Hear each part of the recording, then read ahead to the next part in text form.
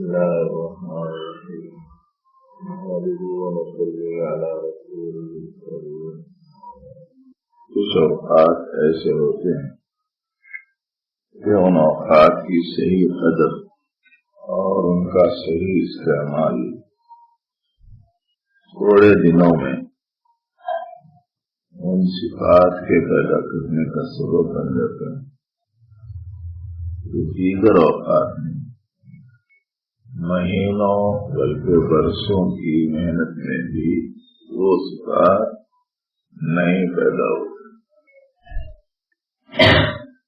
کیونکہ ان مخصوص اوقات میں اللہ کی طرف سے عطا اور دین اور بخشش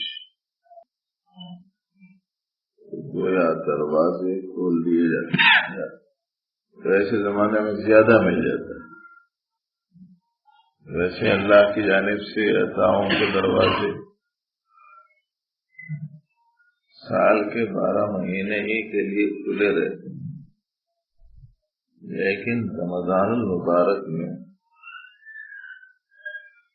بہت غیر معمولی عطا اور بخشش ہوتی ہے۔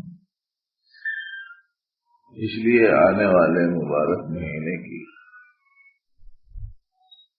صحیح قدر کا خاص نظام اپنا اور اپنے گھر والوں کا بنا لینا چاہیے۔ اللہ کے جو اخلاق ہیں اور اللہ کی جو صفات ہیں ان کو اپنانے کا حکم احادیث مبارکہ میں آتا ہے۔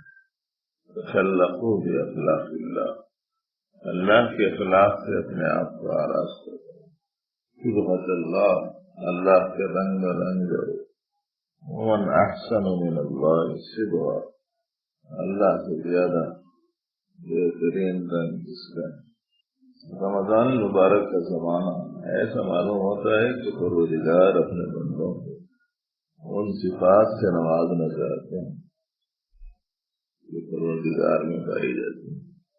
اس میں حکم ہے کہ ہمیشہ اللہ کی طرف متوجہ رہنے کا اہتمام کرو۔ رمضان میں ہمیشہ اللہ جل شانہ کی طرف متوجہ رہنے کا اہتمام کرو۔ آپ کو معلوم ہے کہ اللہ اپنے بندوں کی طرف ہمیشہ متوجہ ہے، یہ ان کی صفت۔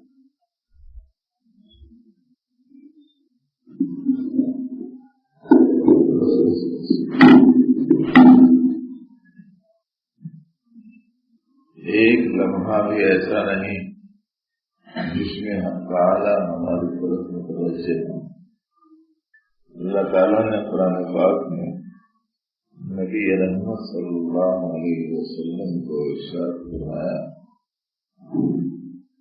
اصبر لحکم ربک فإنک بأعیوننا، آپ اپنے رب کے حکم پر جمے رہیے، تم ہماری آنکھوں کے سامنے۔ یہ جگہ اللہ نے فرمایا أَلَمْ يَعْلَمْ بِأَنَّ اللَّهَ يَرَى، کیا بندے کو معلوم نہیں کہ اللہ دیکھ رہا ہے۔ یہ جگہ فرمایا تم جہاں کہیں ہو اتنے ہی ہوں، ایک اللہ تمہارے ساتھ رہتا ہے۔ یہ جگہ فرمایا وہ تمہارے ساتھ ہی رہتا ہے جہاں کہیں تم ہو۔ ایک جگہ فرمایا جدھر تم رخ کرو ادھر اللہ کی ذات ہے۔ قرآن شریف کی آیات ہے نا، اینما تولوا فثم وجہ اللہ، جدھر تم رخ کرو ادھر اللہ،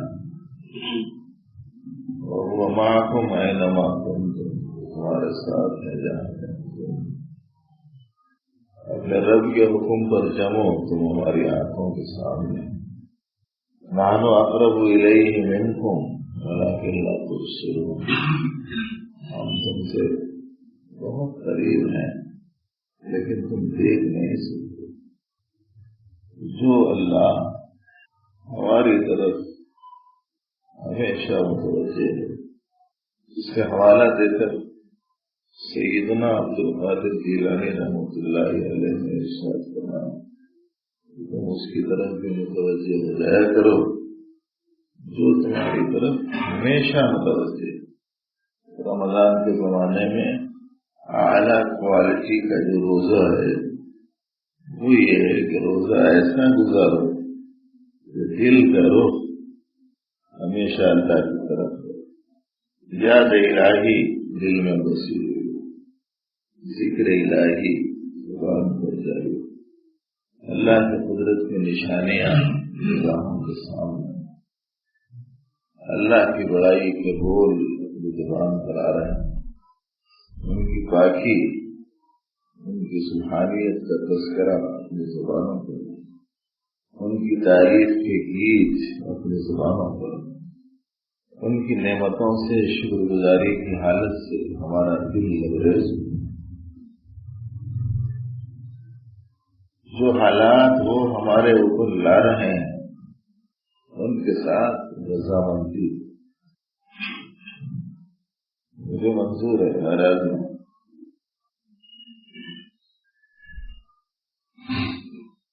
کسی کتاب میں میں نے پڑھا کہ حضرت موسیٰ علیہ السلام نے ایک آدمی سے حضرت موسیٰ علیہ السلام سے ایک آدمی نے جا کر پوچھا ہم کو کیسے معلوم ہو کہ ہم سے اللہ راضی ہے. ذمہ داری تو یہی ہے نا, ہم کو راضی کرنا. ہم کو کیسے معلوم ہو کہ اللہ ہم سے راضی ہے؟ تمام بھائیوں تمام بہنوں کے دل میں بھی ہوں گا یہ سوال کہیں نہ کہیں چھپا ہوا. تو انہوں نے اللہ سے پوچھ لیا حضرت موسیٰ علیہ السلام نے کہ اللہ ایک بندہ مجھ سے یہ پوچھ رہا کہ ہم کو کیسے معلوم ہو کہ اللہ ہم سے راضی ہے یا ناراض؟ جواب میں اللہ جل شانہ نے فرمایا اگر بندہ میرے لائے ہوئے حالات میں دل میں راضی ہے تو میں اس سے راضی ہوں, اور اگر وہ ناراض ہے تو پھر میں بھی ناراض ہوں. یہ حالات میرے اوپر گئے ہوا ہے, کس پہ بھی نہیں آتے, میرے اوپر ہی راضی ہے. جیسا تنگی میں رکھیں ان کی مرضی ہے, شادگی میں رکھیں ان کی مرضی ہے, صحت میں رکھیں ان کی مرضی ہے, بیماری میں رکھیں ان کی مرضی, نشاط انبساط کی حالت میں رکھیں ان کی مرضی, انتباس کی حالت میں رکھیں ان کی مرضی. بندہ تو بقول حضرت سیدنا عبدالقادر جیلانی رحمۃ اللہ علیہ کے مردہ بدست زندہ کی طرح ہو جانا چاہیے. مردہ بدست زندہ بولے تو سمجھ میں آ رہا ہے, اردو سمجھ میں آ رہی.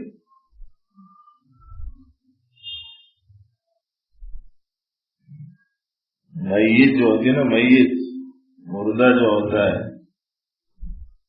وہ زندہ آدمی کے ہاتھ میں رہتا ہے. ادھر پلٹایا ادھر پلٹ, ادھر پلٹایا ادھر پلٹ, جتنا لٹا دیا جتنا چپتا ہو گیا, ادھر لٹا دیا آدھا ہو گیا.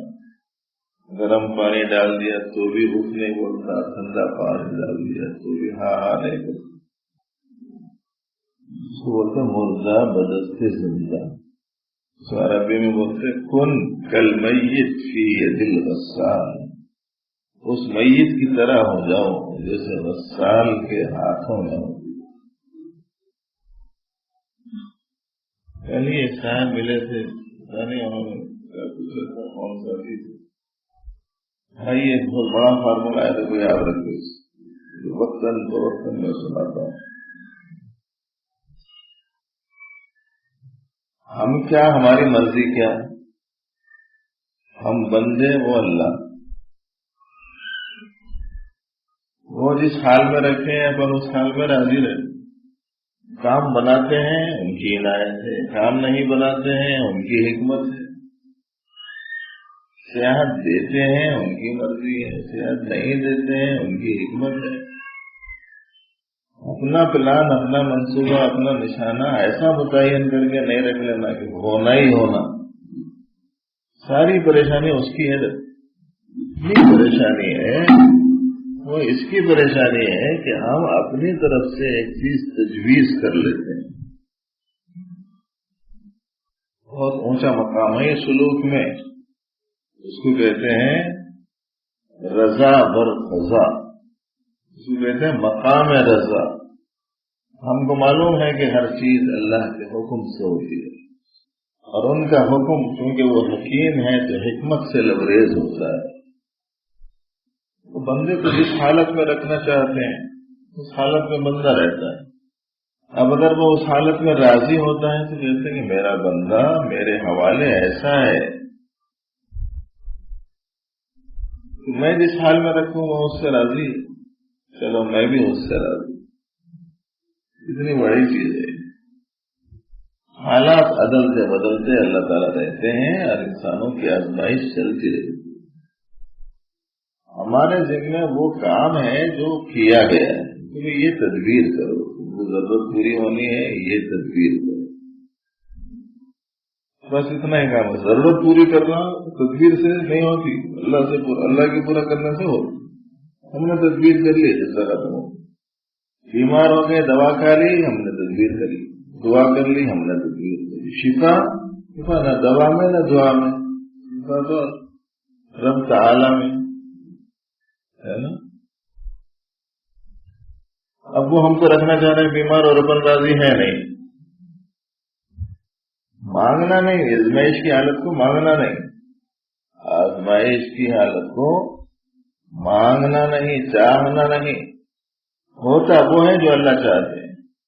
ما شاء اللہ کان وما لم یشاء لم یکن، اللہ جو چاہتے ہیں وہ ہوتا ہے اور جو نہیں چاہتے وہ نہیں ہوتا۔ مجھے ان حالات میں کیا کرنا ہے بس وہ ہم دیکھیں، اور پھر وہ جس حالت میں رکھیں دل ان حالت میں راضی رہے، تو ٹھیک ہے، اللہ یہی حالت میں پسند کرتے ہیں، ٹینشن ختم ہو جائے۔ کامیاب تو ہر صورت میں ہے نا، کامیابی ناکامی حالات بننے میں بگڑنے میں نہیں ہے، کامیابی ناکامی معاش کی تنگی میں فراخی میں نہیں ہے،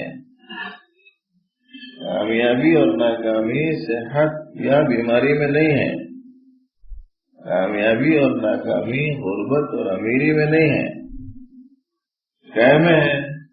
جون سی حالت میں وہ رکھے وہ حالت میں رضا، شکر، صبر، اس میں ہے رضا، اس میں ہے پروردگار عالم۔ اسی لیے آپ کو معلوم ہے کہ بہت سے غریبوں سے اللہ خوش ہوں گے تو بہت سے امیروں سے 500 سال پہلے جنت میں ہو جائے۔ ہے غریب پھر کامیاب ہو گیا نہیں ہو گیا۔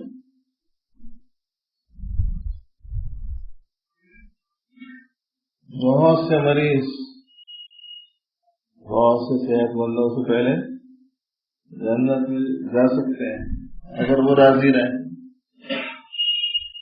کامیابی ناکامی تو اللہ کی جانب سے ڈالی ہوئی حالت پر رضامندی کا کے ساتھ وابستہ ہے۔ جب راضی رہے گا تو خوش ہونے کی صورت میں ان کا منشا جو ہے وہ پورا کرے گا۔ ان کا منشا فراخی کی حالت میں شکر ہے، تنگی کی حالت میں صبر ہے، صحت کی حالت میں شکر ہے، مرض کی حالت میں صبر ہے، مالداری کی حالت میں شکر ہے، غربت کی حالت میں صبر ہے، انبساط کی حالت میں شکر ہے، انقباض کی حالت میں صبر ہے، اپنے منشے کی تکمیل کی حالت میں شکر ہے، اپنے منشے کی عدم تکمیل کی حالت میں صبر ہے۔ تو صبر اور شکر کے ساتھ ہے ان کی رضا، ہم راضی ہیں۔ حضرت صوفی صاحب رحمۃ اللہ نے بولتے تھے نا، پانی بستی میں آیا تو رستہ بنائیں گے تو بستی میں ایک بزرگ کو جا کے دعا کرو بولے تو پانی کا رخ بدل گیا تو اچھا ہے، بستی ڈوب جائیں گی۔ پانی بستی میں آ رہا، رستہ بستی میں بنائے۔ ان کا نام شاہ دولہ تھا، وہ بزرگ کا نام شاہ دولہ تھا۔ پانی بستی کی طرف آیا، لوگ آگے حضرت سے دعا کرائیں گے بول کے حضرت دعا کر دیجیے، سیلاب آ رہا، پانی بستی میں آ جا رہا، لوگ آگے ڈوب جائیں گے، آپ دعا کر دیجیے اس کا رخ بدل جائیں گے۔ ان کا کھوڑا لے کے رستہ بستی کی طرف دوڑانا شروع کر دیا۔ حضرت یہ کیا غضب کر رہے ہیں، انہوں نے فرمایا غضب وضب کچھ نہیں، جدھر مولا ادھر شاہ دولا۔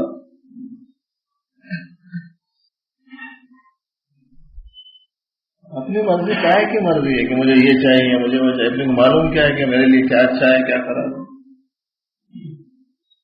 ہم کو ہمارے بارے میں نہیں معلوم ہے کہ ہمارے لیے کیا اچھا ہے کیا خراب ہے۔ ہم سرسری طور پر کسی چیز کو اچھی سمجھتے ہیں تو تدبیر کرو، نہیں ملی تو سمجھے میرے واسطے اچھی نہیں تھی ہوں گی، اس واسطے نہیں تھی اللہ تعالیٰ۔ کسی چیز کو ہم اچھی نہیں سمجھتے ہیں، بچنے کی کوشش کرتے ہیں تو بچنے کی تدبیر کریں، تدبیر کارگر نہیں ہوئی اور وہ جو جس حالت کو ہم اچھی نہیں سمجھتے وہ بدلی نہیں، تو سمجھنا چاہیے کہ شاید میرے لیے اچھائی اسی میں ہے، تو اللہ راضی ہے یا نہیں دیکھنے کے واسطے کیا دیکھ لینا، وہ مجھے جس حال میں رکھ رہے ہیں اس حال میں راضی ہوں یا نہیں۔ چھوٹا سا جملہ ہے مگر یاد رکھنا اس بات کو کہ یہ بہت بڑا سبق ہے۔ جو نماز کا وقت آیا پروردگار عالم بندے کو اس نماز کی حالت میں دیکھنے کو پسند کرتے ہیں۔ اب وہ حال بندے کی ابدیت کے اظہار کا ہے، راضی رہیں گا تو ابدیت کریں گا نہیں کریں گا؟ ان کا منشا کیا ہے معلوم ہو گیا نا، ان کی رضا کیا ہے۔ فجر کا وقت آیا فجر میں ان کی خوشنودی، ظہر کا وقت آیا ظہر میں ان کی خوشنودی، ان کے حکم سے معلوم ہو رہا، کسی کا حکم سے معلوم ہوتا ہے کہ یہ حکم ان کو پسند ہے، اس بات سے حکم دے رہے، وہ چاہ رہے ہیں کہ یہ حکم پورا ہو جائے، اپن حکم پورا نہیں کر رہے، تو مطلب کیا ہے؟ دل میں ان کی رضامندی سے، ان کے فیصلے سے، ان کے حکم سے رضامندی نہیں پائی جا رہی۔ جس وقت میں جو ان کا حکم ہے وہی ان کی خوشنودی کے سامان ہے، سمجھ رہے ان کی رضا اسی میں ہے، وہ حکم پورا کرنا دل میں راضی رہنے کی علامت۔ بہت بڑا سبب ہے اگر اللہ تعالیٰ کھول دے۔ روزے کا حکم آیا، ابھی ہیلے بہانے نہیں کرتے، میں کاروبار کرتا ہوں، کھڑے رہ کے بیچتا ہوں، دھوپ میں رہنا پڑتا، ہیلے بہانے کر کے چھوڑ دو۔ بعض لوگ کو معمولی بیماریوں کو بھی بہانہ بنا دیتے، ذرا سر میں درد ہوئے جیسا دکھ رہا ہے، روزہ چھوڑ دو۔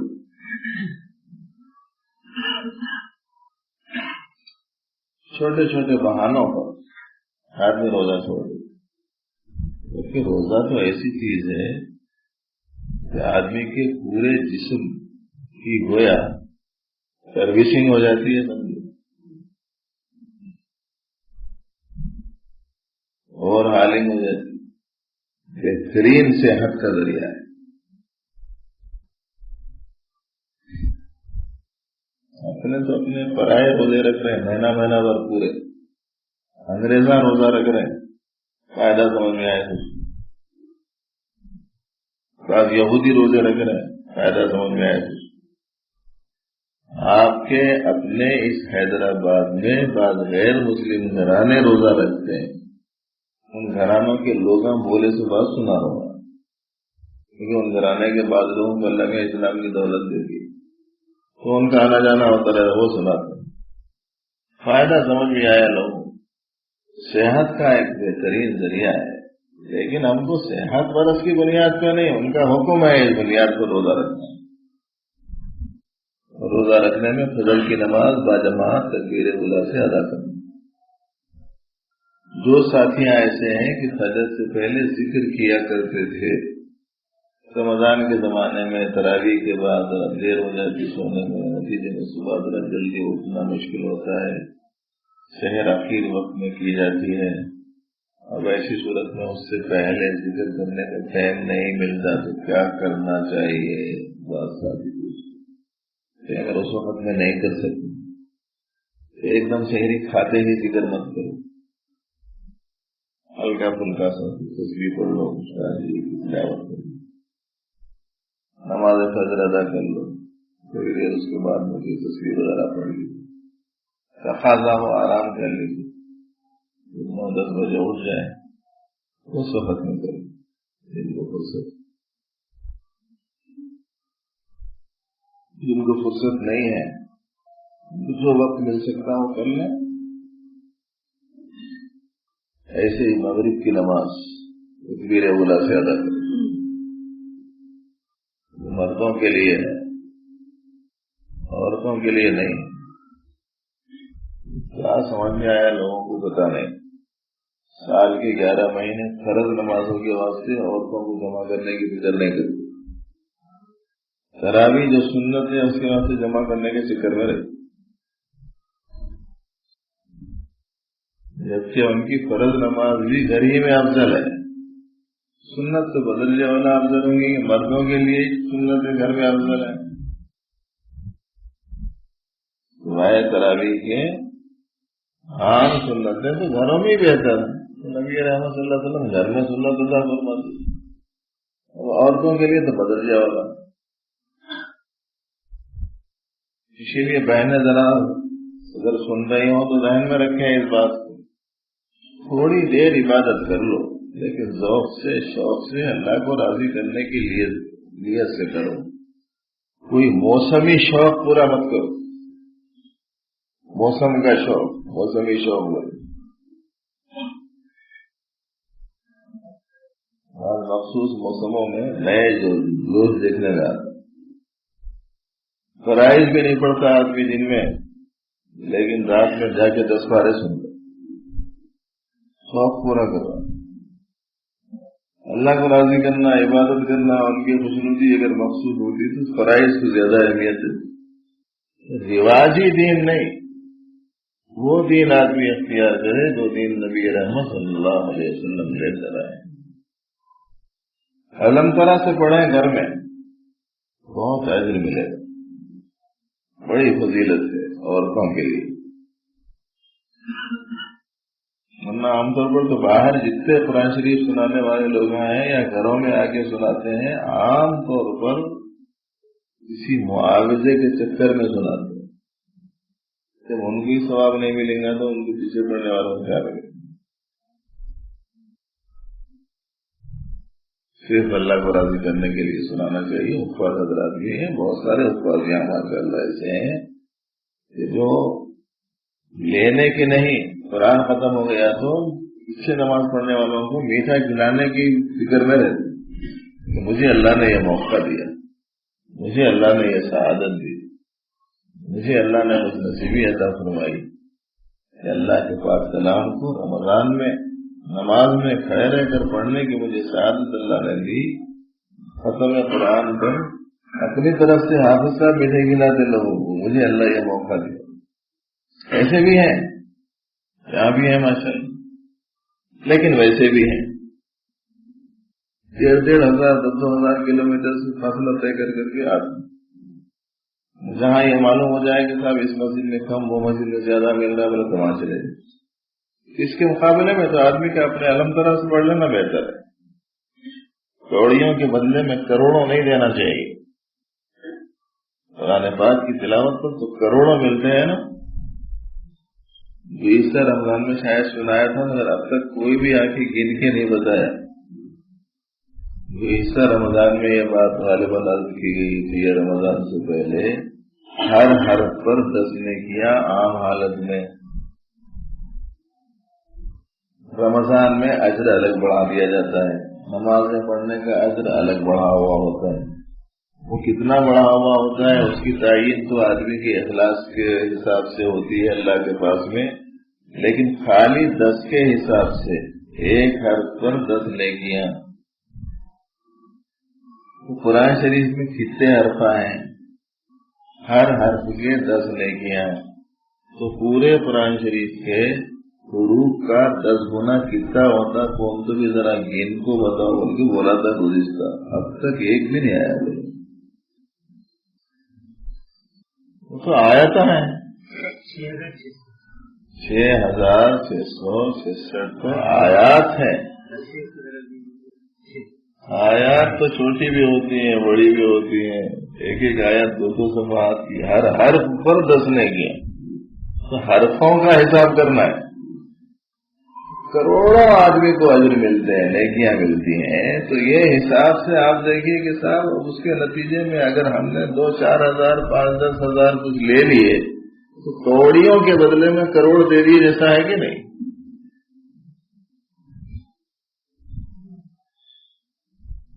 اس لیے بہنوں سے تو گزارش ہے کہ اپنے گھروں میں اپنی نماز پڑھو، ذوق سے شوق سے، آدھے گھنٹے میں پورا کرو، پون گھنٹے میں پورا کرو، الحمد للہ سے صحت کے ساتھ میں پڑھ۔ مردوں کو چاہیے کہ جہاں قرآن پاک اچھا پڑھا جا رہا ہے، اطمینان سے پڑھا جا رہا ہے، چاہے تھوڑا پڑھا جا رہا ہو، ذوق و شوق سے پڑھیں، شروع سے اخیر تک ٹھہریں۔ حافظ صاحب کو جا کے پریشر نہ ڈالیں، سال ذرا جلدی۔ بعض تو میں نے سنا ہے کہ حافظ صاحب التحیات پڑھنے کے بعد درود ابراہیم پڑھ کے دعائے معصورہ شروع بھی نہیں کرتے، پیچھے سے کھنکارنا شروع کرتے۔ سو گئے کیا حافظ صاحب؟ کہیں تو بولے تو سلام نہیں پھیر رہے۔ ارے بھائی اللہ کی بارگاہ میں جتنی دیر بیٹھ جائیں، جتنی دیر کھڑے ہو جائیں، جتنی دیر رہ جائیں، وہی سب سے زیادہ قیمتی سرمایہ ہے۔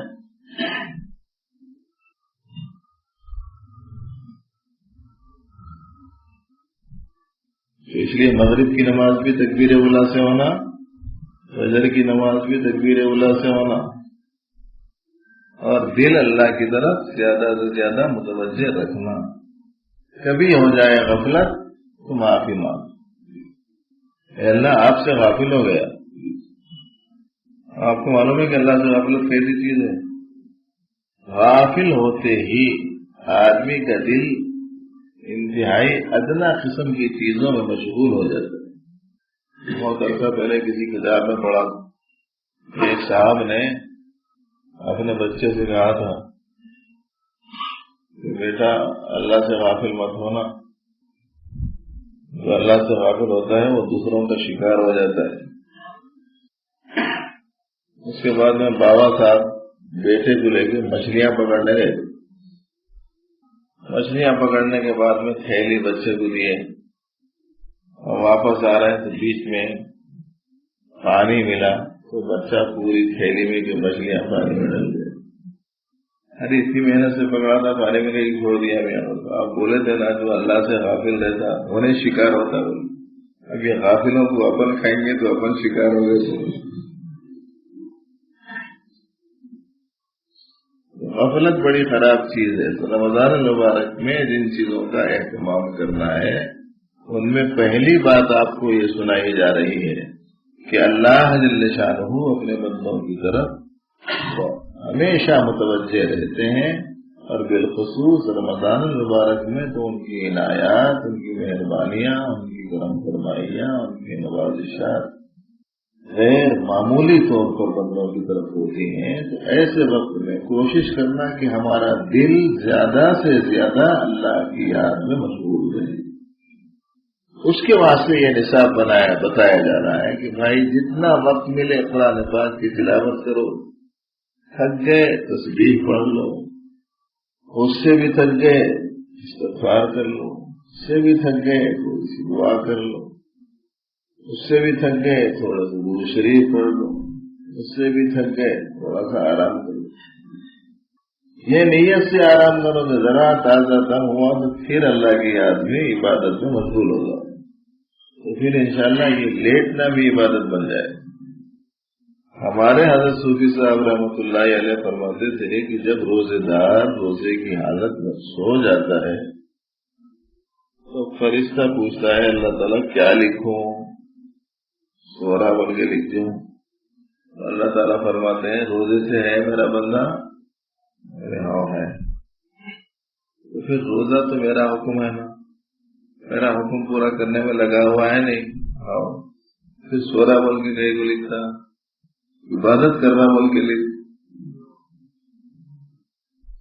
اتنی عنایت پروردگار، دل کو زیادہ سے زیادہ اللہ کی طرف متوجہ۔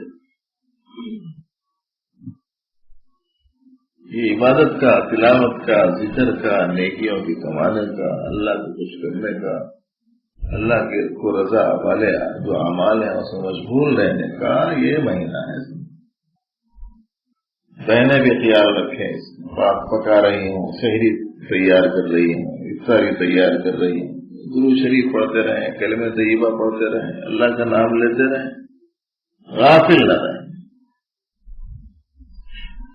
تو ایک بات تو یہ ہے کہ اللہ کے جو صفات ہیں ان صفات سے آراستہ ہونا اسلام میں پسندیدہ ہے، ان میں سے یہ ایک عظیم الشان صفت ہے۔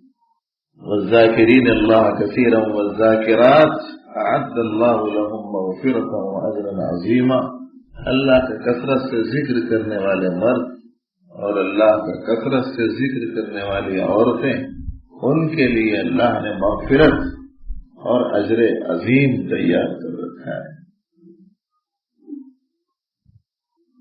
ایک دوسرا وصف پروردگار عالم کا آپ دیکھیے کہ بندے کو دن تمام میں اپنی ایک خاص صفت سے گویا نوازتے ہیں۔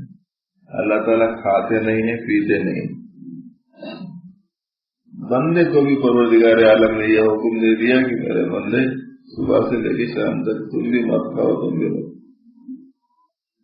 کتنی پسند آتی ہوں گی اللہ کو یہ ادا کہ اللہ تو بھوک و پیاس سے پاک ہے نا، لیکن بندے میں بھوک کا تقاضا ہے، پیاس کا تقاضا ہے، لیکن اس کا تعلق اللہ سے ایسا ہے کہ جب اللہ نے فرمایا کہ بندے نہیں کھانا ہے تجھے، نہیں پینا ہے تجھے، تو ان کے حکم کی رعایت میں نہیں کھانا نہیں پینا، تو یہ ادا اللہ کو بہت پسند ہے۔ وہ کھلاتے ہیں، وہ پلاتے ہیں۔ کوشش کرنا کہ ہم بھی سال کے 12 مہینے عموماً رمضان المبارک میں خصوصاً ضرورت مندوں کو کھلائیں پلائیں۔ اپنے حساب سے ہم دال روٹی کھاتے ہیں، دال روٹی کھلائیں۔ ہم اچھے غذا کھاتے ہیں، اچھے غذا کھلائیں۔ کھلانے کے واسطے کوئی بڑی معیار کی چیز ہونا ضروری نہیں ہے۔ معلوم کرو رشتے داروں میں کون کون غریب ہے، تلاش کرو محلے میں کون کون محتاج ہے، اپنے سے جو ہو سکتا ہے کریں۔ صفت ہے اللہ کھلانا، صفت ہے اللہ کی پلانا۔ اس کا ذکر اللہ نے قرآن پاک میں کیا، فرمایا الذی هو یطعمنی ویسقین، جو مجھے کھلاتا ہے، جو مجھے پلاتا ہے، یہ حضرت ابراہیم علیہ السلام کا فرمانا۔ کھلانا پلانا اللہ کی صفت ہے، یہ پیدا ہو۔ اس سے غمخواری کا مہینہ ہونے کا گویا ایک مزاح ہماری اپنی زندگی سے نمایاں ہو۔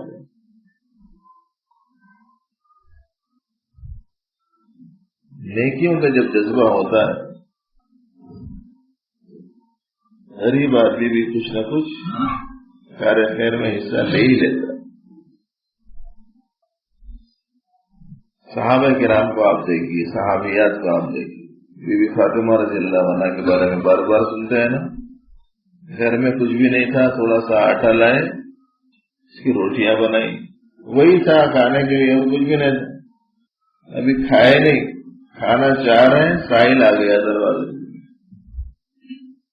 اپنی روٹی اٹھائی دے دی، وہی کھا۔ اتنی بڑی قربانی تو نہیں چاہ رہے ہیں، جہاں آپ سے مطالبہ اتنی بڑی قربانی کا نہیں ہے، تو بہت آسان ہے، خدا لوگ خیال رکھیں، غریبوں کا کر سکتے ہیں، اپن کھا کے کسی کو کچھ نہ کچھ کھلا سکتے ہیں، اپن پی کے کچھ نہ کچھ کھلا سکتے ہیں، اپن پہن کے کچھ نہ کچھ پہنا سکتے ہیں۔ ہمدردی کا مہینہ ہے نا رمضان کا، غمگساری کا مہینہ ہے۔ پیارے حبیب صلی اللہ علیہ وسلم رمضان میں ہوا کی طرح سخی ہو جاتی، اس کا کوئی اثر، کوئی غلط پیدا۔ ایسے ہی بندے بہت کچھ کوتاہیاں کرتے ہیں، اللہ تعالیٰ درگزر فرماتے ہے نا، بڑے قصور بندے کرتے ہیں، اللہ تبارک و تعالیٰ حلیم ہے، بردبار ہے، وہ اخذا نہیں کرتے۔ بندے اللہ کے ساتھ برا سلوک کرتے ہیں، پروردگار عالم ان کی ضرورتوں کو پوری کرنا۔ بہت سے ہیں اللہ کو مانتے ہی نہیں، اللہ ان کو بھی روزی دے رہے۔ بہت سے اللہ کو مانتے ہیں لیکن شریک ٹھہراتے ہیں، اللہ ان کی بھی ضرورتیں پوری کرتے ہیں۔ بہت سارے ہیں جو اللہ کو برا بھلا بولتے ہیں اور اللہ تبارک و تعالیٰ ان کی بھی ضرورتوں کو پوری کر رہے ہیں. صفات ہے نا یہ اللہ تعالیٰ کی. رمضان میں خاص طور سے کیا کرنا؟ اگر کوئی ہمارے ساتھ میں اچھا سلوک نہیں کر رہا تو ہم کیا کرنا؟ ہم اچھا سلوک کرنا.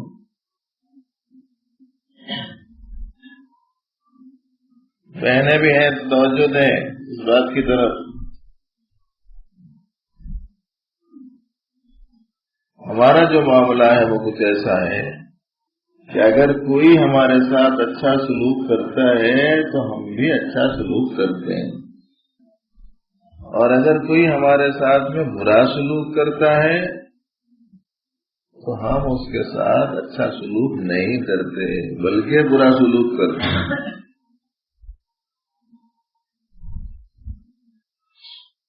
اگر کوئی ہمارے ساتھ اچھا سلوک کرے اور ہم نے بھی اس کے ساتھ میں اچھا سلوک کیا تو یہ سلوک نہیں ہوا، یہ بدلہ ہو گیا.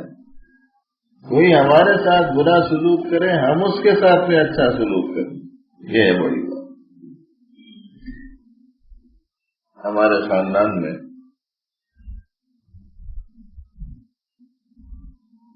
ایک صاحب رہتے ہیں، ان کے ایک بھائی پتا نہیں کسی وجہ سے ان کو ناراضگی ہو گئی اپنے بھائی سے.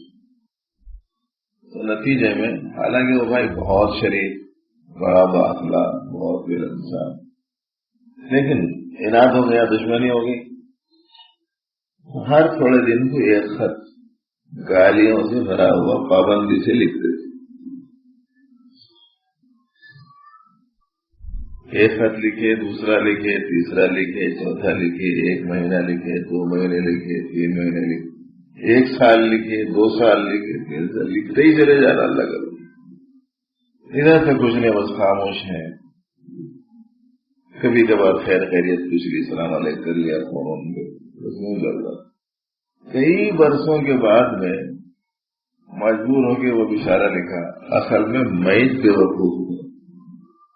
کتنا مشتعل کرنا چاہا، کتنا ستانا چاہا، کتنی تکلیف دینا چاہا، کتنی گالیاں دیا، اللہ کا بندہ جواب دیتا ہی نہیں. جو آدمی اتنا اچھا خواہ کوئی مسئلے سے بیٹھا ہوا خود اپنی حالت پر اب شرمندہ ہو کے معافی مانگ کے بہت اچھے ہیں آپس میں، اب آ رہے ہیں، جا رہے ہیں، مل رہے ہیں، جل رہے ہیں، بڑی عزت، بڑا اکرام، بڑا احترام. حالانکہ وہ بھائی چھوٹا ہے جس بھائی کو لکھا کرتے تھے.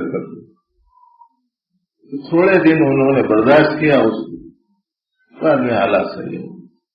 اور پھر ایک بڑی چیز یہ ہے کہ اس دنیا میں پروردگار عالم کچھ نہ کچھ کسی نہ کسی کے ذریعے سے آزمائش کے طور پر ناگوار چیزوں کو ایسا معلوم ہوتا ہے کہ ظاہر کرتے رہتے ہیں. اور یہ تو بڑے بڑے بزرگان دین کے گھروں میں بھی دیکھنے میں آیا ہے. ایک صاحب گئے، بہت دور سے آئے اپنے شیخ سے ملنے، بڑی محبت، بڑی عقیدت، بڑی عظمت ان کے شیخ کے دل میں. گھر کو پہنچے، پہنچ کے لگے کہ حضرت قبلہ کہاں ہے، میں فلاں جگہ سے آیا ہوں، کافی دور سے آیا ہوں. یہ عورت اندر تیز ترار. اب اس نے حضرت کے خلاف میں اندر سے بولنا شروع کر دیا. آگے حضرت، ادھر کے حضرت، کیا لگے بیٹھے تم کے واسطے آئے تم. یہ وہ الٹا سیدھا اپنے شوہر کے خلاف. شوہر اس سے ذرا عام طور پر عقیدت آسانی سے نہیں ہوتی.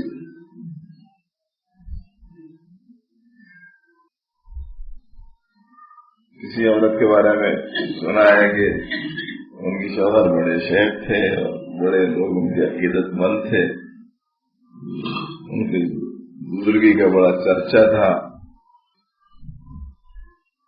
ایک دن ایسا ہوا، کوئی صاحب ان کے گھر کے اوپر سے اڑتے ہوئے گئے. جب ان کے شوہر بزرگ گھر میں آئے تو بولے دیکھو بزرگ ایسے ہوتے ہمارے سر کے تھوڑے بزرگ بولو ہم کو بولتے. ابھی گئے فضاؤں میں اڑتے ہوئے چلے گئے، کرامت ہے ان کی. تو ان کے شوہر بولے کہتے وہ جو صاحب ہوتے ہوئے گئے نا وہ میں ہی تھا. ایسا اسی واسطے ذرا ٹیڑھا ٹیڑھا ہو لیتے تھے.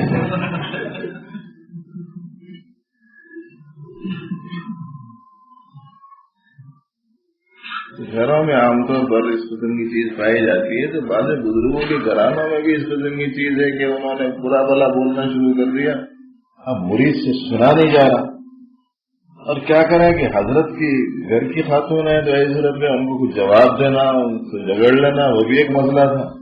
بہرحال بڑے دل پر بوجھ رکھ کر لوگوں سے معلوم کر کے بہرحال کہاں سے جا کر ملا، اور مل کر کہا کہ حضرت آج ایسا قصہ ہوا، میری طبیعت سے اس کا بڑا بوجھ ہے، بہت میرے اندر اضطراب اور بے قراری ہے، آپ کے سلسلے میں انہوں نے ایسا ایسا ایسا ایسا کہا۔ ان کے اندر برداشت دیکھو کیسی، وہ کیا کہتے ہیں، وہ کہتے ہیں کہ بھائی پوری دنیا میری تعریف کرتی ہے، ایسی صورت میں میرے علاج کا بھی تو کوئی انتظام ہونا نہیں ہونا، اللہ نے میرے علاج کا انتظام کر رکھا ہے، تو ایسا بھی ہو جاتا ہے۔ لیکن بہنوں کو چاہیے کہ اس سلسلے میں ذرا دلچسپی لیں، توجہ لیں کہ اگر کوئی ہمارے ساتھ میں برا سلوک کرتا ہے تو کیا ہم بھی ان کے ساتھ برا سلوک کریں؟ ہمارے نبی رحمت صلی اللہ علیہ وسلم کا کیا طرز عمل رہا ہے، کیا طریقہ رہا ہے؟ ہم لوگ بڑے جھوم جھوم کے پڑھتے ہیں، سلام اس پر کہ جس نے گالیاں کھا کر دعائیں دی۔ خاندان میں کچھ نہ کچھ کسی سے کچھ ہو جاتا ہے، ہم اپنے اخلاق کا مظاہرہ کرتے رہیں، ہم اپنا سلوک ان کے ساتھ میں اچھا رکھیں، ہم ان کے ساتھ اپنی خدمات کو جاری رکھیں، اس کا ایک زبردست فائدہ ہے، اسے آپ ذہن میں رکھیں۔ وہ یہ ہے کہ اللہ کے مقابلے میں ہم سے کوتاہیاں بہت ہوتی ہیں، تھوڑی ہوتی ہیں نہیں، تھوڑی بہت ہوتی ہیں نہیں، بہت ہوتی ہیں۔ اب اگر لوگوں نے ہمارے ساتھ میں سلوک اچھا نہیں کیا اور ہم نے ان کے ساتھ میں سلوک اچھا کر دیا اور ان کی کوتاہیوں کو درگزر کیا، تو کیا عجب ہے کہ مولا تعالیٰ کو یہی ادا پسند آ جائے کہ میرے بندے کے ساتھ لوگوں نے برا سلوک کیا تو اس نے درگزر کیا، اس سے میرے مقابلے میں کوتاہیاں ہو گئی تو چلو میں درگزر کرتا ہوں۔ بتائیے کہ کتنا زبردست فائدہ ہے۔ گھروں میں عورتوں کا اس کا خاص خیال رکھنا چاہیے، مردوں کو بھی رکھنا چاہیے، پورے خاندان والوں کے ساتھ اچھا سلوک، خیر خواہی ہو۔ ہماری جو خدمت ہے یا ہمارا جو سلوک ہے وہ ان کے سلوک کے جواب میں نہیں ہے، ہمارا سلوک تو پیارے حبیب صلی اللہ علیہ وسلم کی تعلیم کی تعمیل میں ہے، تو مجھے کیا حکم ہے میں وہ دیکھوں۔ دیکھو پروردگار عالم کی بندے کتنی نافرمانی کرتے ہیں، لیکن اللہ جل شانہ کا معاملہ ان کے ساتھ میں دیکھو کیسے، روشنی اس کے لیے پھیلاتے ہیں، ہوائیں اس کے لیے چلاتے ہیں، بارشیں اس کے لیے برساتے ہیں، غلہ اس کے لیے نکلواتے ہیں، پھل پھلاری اس کے واسطے پیدا فرماتے ہیں، پانی کی نہریں اس کے لیے چلاتے ہیں، رات اور دن اس کے واسطے لاتے ہیں، حالانکہ بے حساب نافرمانیاں بندوں کی طرف سے جاری۔ تو اللہ کی صفات سے آراستہ ہونا، جو احباب شروع میں نہیں آئے انہیں یاد نہیں ہوگا، انہیں ذہن میں نہیں ہوگا، سنائی گئی تھی یہ بات کہ اللہ جل شانہ کے حبیب صلی اللہ علیہ وسلم نے فرمایا کہ اللہ کے جو اوصاف ہیں ان اوصاف سے اپنے آپ کو آراستہ کرو۔ تخلقوا باخلاق اللہ صبغۃ اللہ ونحسن من اللہ صبغہ، اس میں سے ایک بات یہ بتائی گئی کہ اللہ ہمیشہ ہماری طرح متوجہ ہیں، ہم ان کو ہمیشہ یاد رکھنے کی کوشش کریں، ان کی وہ صفت ہے تو ہمارے اندر یہ صفت آ جائے، وہ کھلاتے پلاتے ہیں تو ہمارے اندر بھی کھلانے پلانے کا مزاج آ جائے، وہ عفو درگزر سے کام لیتے ہیں تو ہمارے اندر بھی عفو درگزر اور معاف کر دینے کا مزاج آ جائے، وہ برا سلوک کرنے والوں کے ساتھ بھی مدد نصرت کا، تعاون کا، ضرورتوں کے پورا کرنے کا رویہ اختیار کیے ہوئے ہوتے ہیں، تو ہم بھی اپنے حساب سے لوگوں کے ساتھ بھی ویسے ہی رویہ۔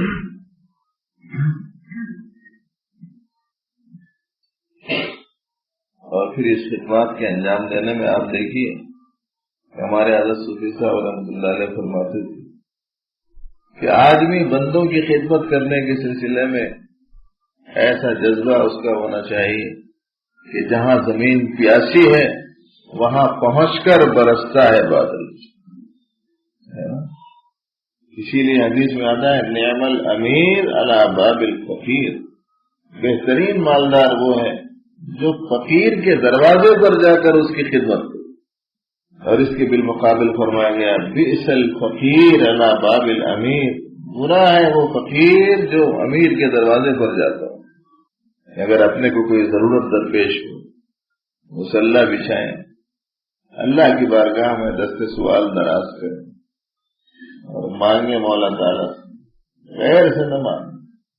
ابھی میں نے تھوڑے دن ایک آدھ دن پہلے ایک کتاب پڑھی، اس میں واقعہ لکھا ہے کہ ایک بزرگ وضو بنا رہے تھے، ان کی شاگرد پاس میں کھڑے تھے. وضو کرنے کے بعد میں جب وہ اٹھ کر کھڑے ہوئے تو ایک دم دھڑام سے نیچے گر گئے.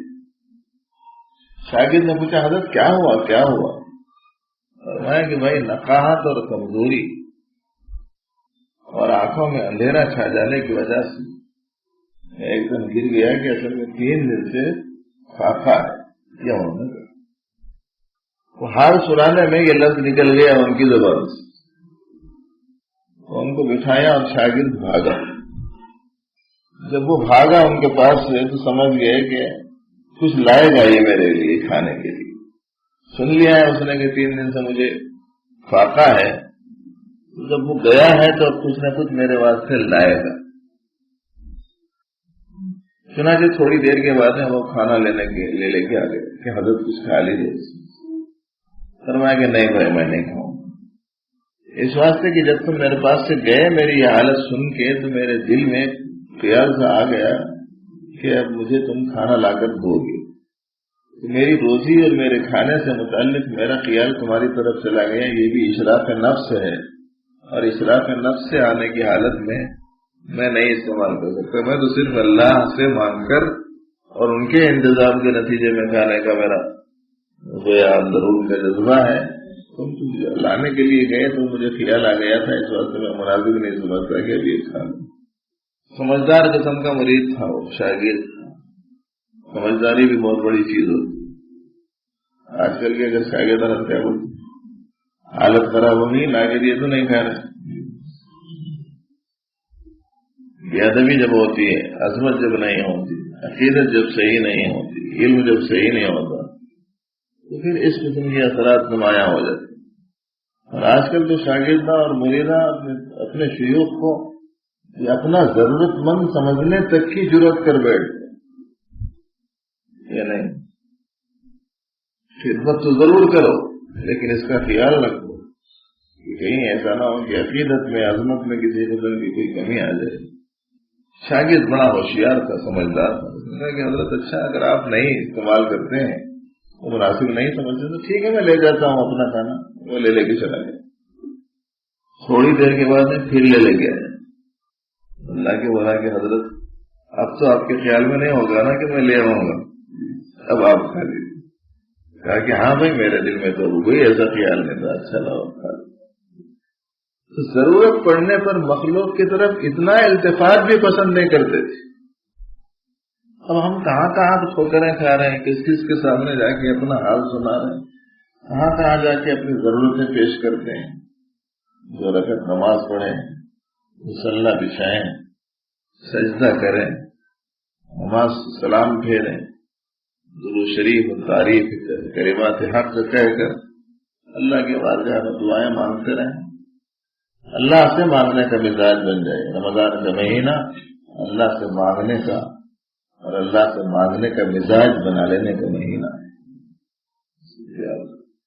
گزشتہ کی ملاقات میں روزے داروں کی قسمیں آپ کو بتائی گئی تھی، یاد ہو کیا بھول گئے پتا نہیں. روزے دار کئی قسم کے ہوتے ہیں. ایک روزے دار وہ ہے جو صرف کھانے پینے اور جنسی خواہش پورا کرنے سے رکتا ہے لیکن گناہوں سے نہیں بچتا.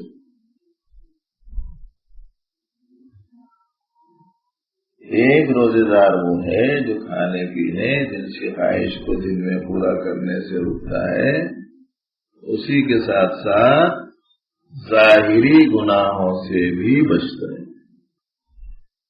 ایک روزے دار وہ ہے جو کھانے پینے اور جنسی میلانات سے بھی بچتا ہے، ظاہری گناہوں سے بھی بچتا ہے، باطنی گناہوں سے بھی بچتا ہے.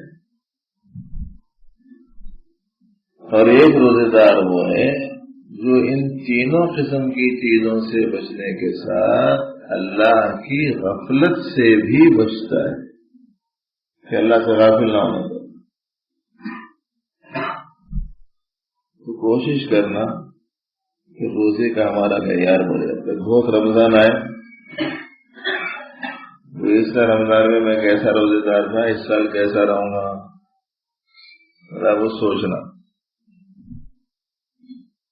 گانے وانے نہیں سننا, ٹی وی نہیں دیکھنا, تصویریں بے پردہ خواتین کو دیکھنے سے بچنا, مال حرام لینے سے بچنا, رشوت وغیرہ سے پرہیز ہونا, یہ ہاتھ وغیرہ کسی کے اوپر اٹھنا نہیں. ہاتھ اٹھنا وہ سمجھتے نا,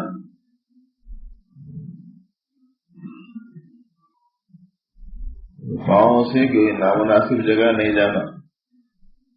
ایسے جگہوں پر تو جانا ہی نہیں جہاں جانے کے نتیجے میں نگاہیں خراب ہو جانے کا ڈر ہو. اور بازاروں میں آج کل نگاہوں کے خراب ہونے کا بہت سامان ہے. ابھی ایک صاحب ایک پرچہ دکھا کے گئے میرے کو, مسجد سے باہر نکلتے صاحب ذرا آئندہ جمعہ کو بولے تو اچھا ہے. کیا پرچہ دکھائے؟ ایک بڑی کاپی کا جیسا پرچہ ہوتا ہے نا, ایسا پرچہ ایڈورٹائزوں کا جو پرچہ رکھا تھا, اخباروں وغیرہ میں رکھے چلتے, اسکولوں کے ایڈورٹائزوں کے رہے تھے, ایسے ہی ایک پرچہ بتایا انہوں دور سے کھڑے رہے. ایک طرف ہے رمضان المبارک کے نظام الاوقات, وقت سحر, وقت افطار, وقت فجر, وقت ظہر, وقت عصر, وقت مغرب, وقت عشاء. وہ نظام الاوقات پورا یکم رمضان سے لے کے ختم رمضان تک. ایک طرف ہے یہ. دوسری طرف پورے کھڑے قامت کے ساتھ فیشنیبل خاتون رنگین فوٹو کے ساتھ میں اس پہ کھڑی ہوئی, اور دکان کا ایڈورٹائز ہے, کپڑے یہاں سے خرید. ایک طرف رمضان اور دوسری طرف شیطان. آپ کو معلوم ہے کہ پیارے حبیب صلی اللہ علیہ وسلم نے ارشاد فرمایا کہ عورت جب باہر نکلتی ہے تو بس شیطان کو یوں سمجھ لیجئے کہ بہترین ہتھیار اس کے ہاتھ آ جاتا ہے, خود اس کو بگاڑنے اور دوسرے لوگوں کو برباد کرنے کے. بصورت خاتون آتا ہے, بصورت خاتون جاتا ہے. اتنی معیوب بات ہے کہ ایک طرف آپ رمضان مبارک کا ایڈورٹائز دے رہے ہیں اور دوسری طرف دکان کا ایڈورٹائز. دکان کا ایڈورٹائز بھی خالی سادہ نہیں ہے, بھئی یہاں پر کپڑے ملتے ہیں, ہر قسم کے کپڑے ملتے ہیں, آپ یہاں سے خریدی کے فرمائیں بھول کے لیجیے, تو ایسا کوئی زیادہ مسئلہ نہیں تھا. پورے کھڑے قامت کے ساتھ میں رنگین فوٹو کے ساتھ عورت وہ ذرا دور سے بتایا انہوں نے, تو ہاتھ میں اس واسطے نہیں دیے گی کیا ہے. بازاروں میں یہ ماحول ہے, تو ایسی صورت میں کوشش کریں اس بات کی کہ بلا ضرورت بازاروں میں نہ جائیں. عورتیں جاتی ہیں تو عورتوں کی نگاہیں خراب ہوتی ہیں کہ مرد بازاروں میں ہوتے ہیں, مرد جاتے ہیں تو مردوں کی نگاہیں خراب ہوتی ہیں کہ عورتیں بازاروں میں. اور بعض تو ایسے ہوتے ہیں کہ پیچھے کھلی گاڑی پہ بغیر پردے کے لے کے چلے جائیں. سینکڑوں مردوں کی نگاہ پڑ رہی ہے, کتنے لوگوں کی نگاہ خراب ہو رہی ہے ہماری ایک گھر کی خاتون کی وجہ سے. اس کا وبال کس کے اوپر آئے گا؟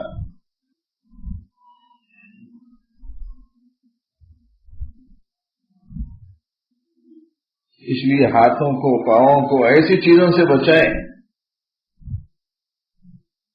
کتاب میں لکھا ہوا ہے کہ سر میں کوئی کیلا چبھ جائے یہ سہل ہے اس واسطے کہ کسی مرد کا کسی اجنبی عورت کے جسم کو ہاتھ لگ جائے.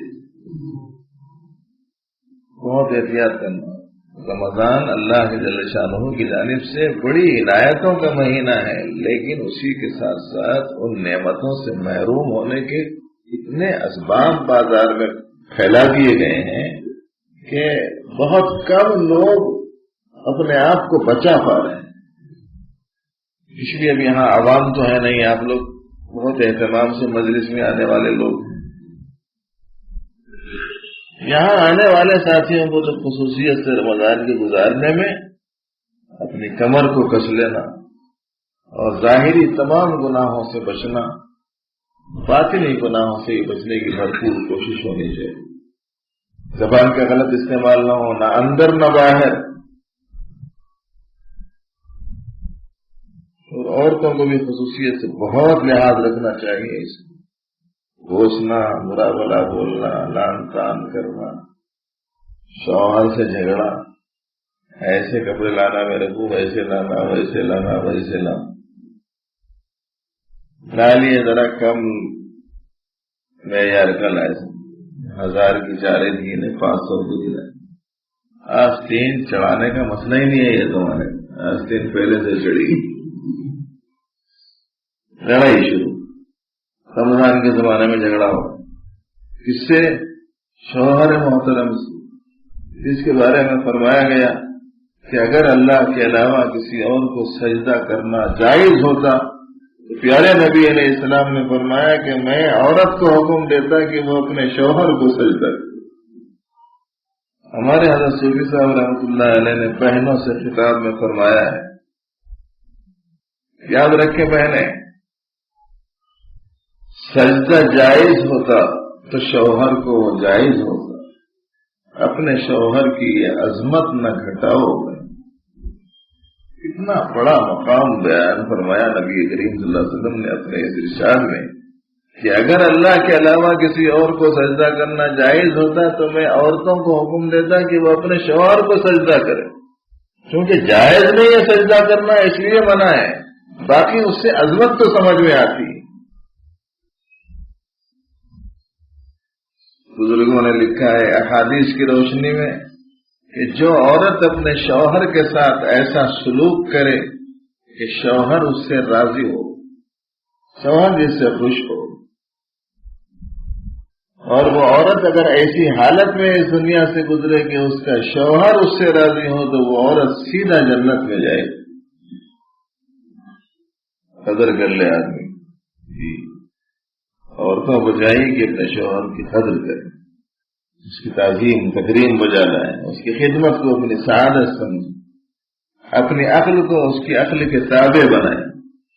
سمجھ میں زیادہ تر ایسا ہی ہوتا ہے کہ شوہر کی سمجھ زیادہ بہتر ہوتی ہے عورت کے مقابلے.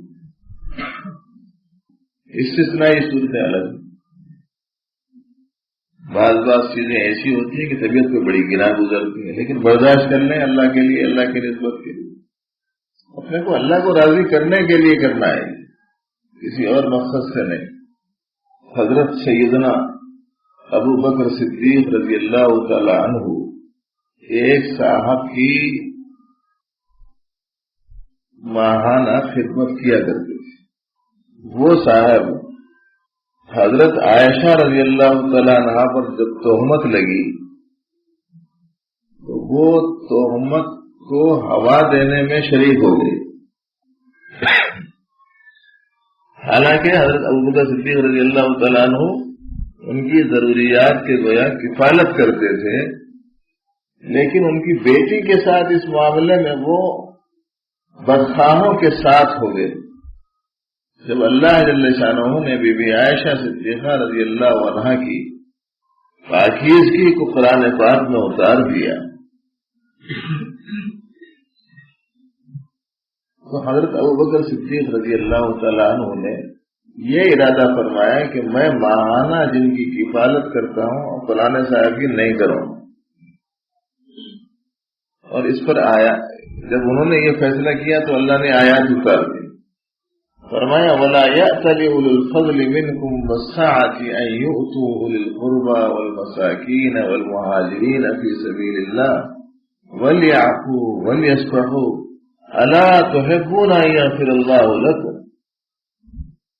یہ آیت کریمہ جب اتری تو حضرت صدیق اکبر رضی اللہ تعالیٰ عنہ نے یہ ارشاد فرمایا میں تو پسند کرتا ہوں کہ میرے مولا میری بخشش فرما دیں، میری مغفرت فرما دیں.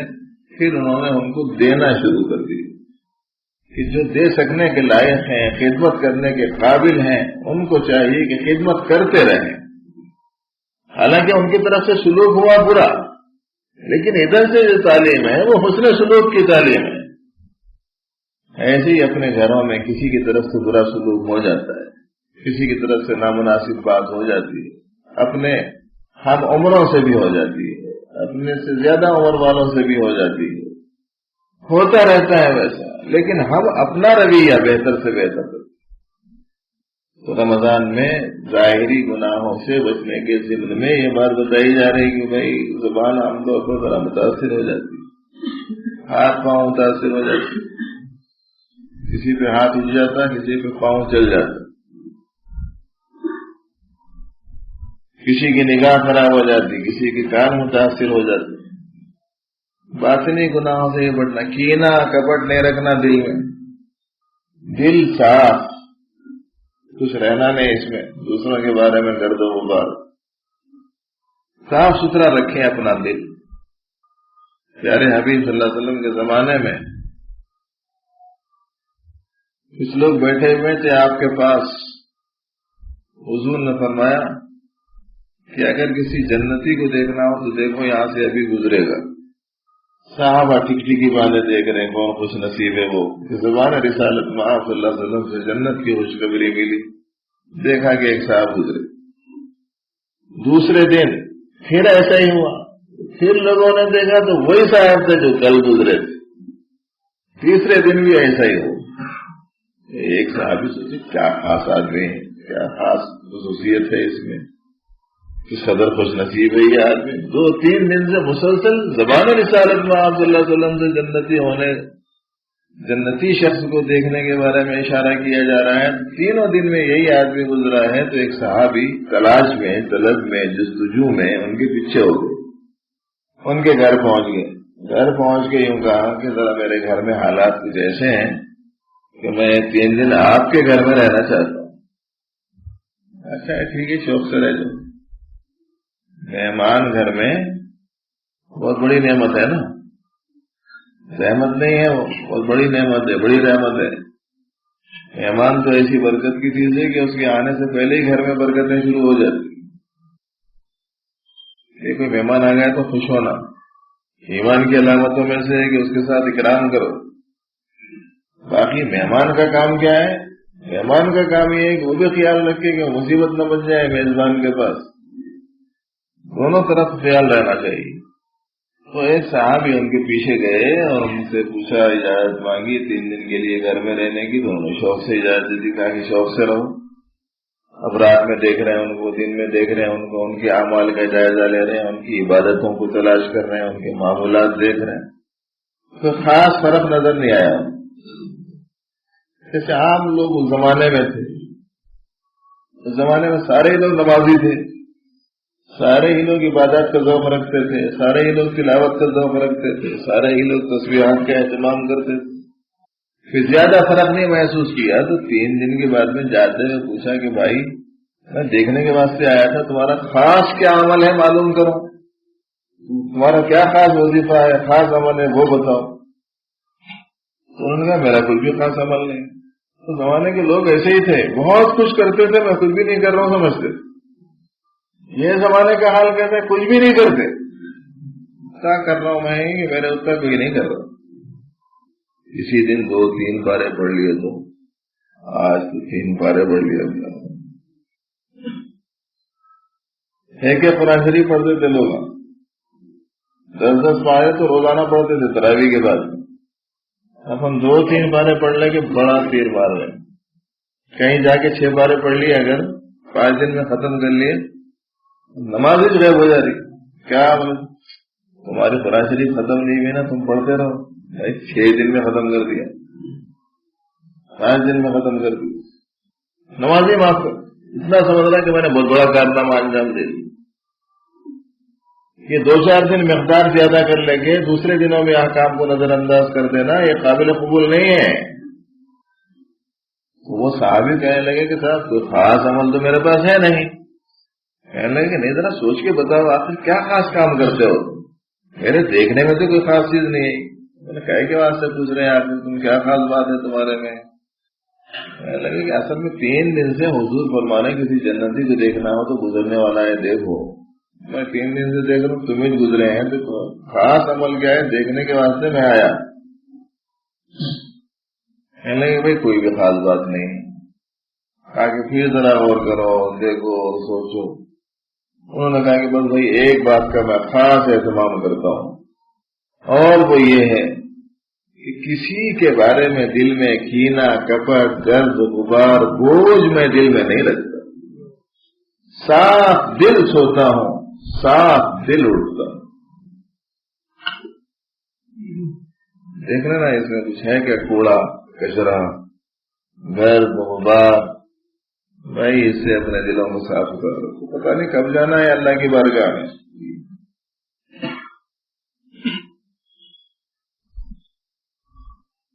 ہم کچھ کرنے کی پوزیشن میں ہیں تو کچھ خدمت کر لیں، عبادت کرنے کے موقف میں ہیں تو عبادت کر لیں، کچھ اچھا سلوک کرنے کی استعداد میں ہے تو اچھا سلوک کر لیں۔ یہ نہ دیکھیں کہ کون ہمارے ساتھ میں کیا کرتا ہے۔ ہم کو معلوم ہے کہ روزانہ کچرا ڈالتی تھی نبی کریم صلی اللہ علیہ وسلم کے جسم اطہر پر خاتون، لیکن ایک دن کچرا نہیں پڑا تو حضور نے پوچھا کہ آج کیا معمول کے خلاف ہو گیا، کچرا کیوں نہیں پڑا؟ معلوم ہوا کہ وہ ایک خاتون تھی جو کچرا آپ کی دشمنی میں ڈال دی تھی، وہ بیمار ہو گئی، نبی کریم صلی اللہ علیہ وسلم عیادت کو تشریف لے گئے۔ ایسا نہیں کہ روزانہ کچرا ڈال دی چلو اچھا ہوا، مر جاتی تو اچھا تھا، اگر ہم ہوتے تو یہ بولتے۔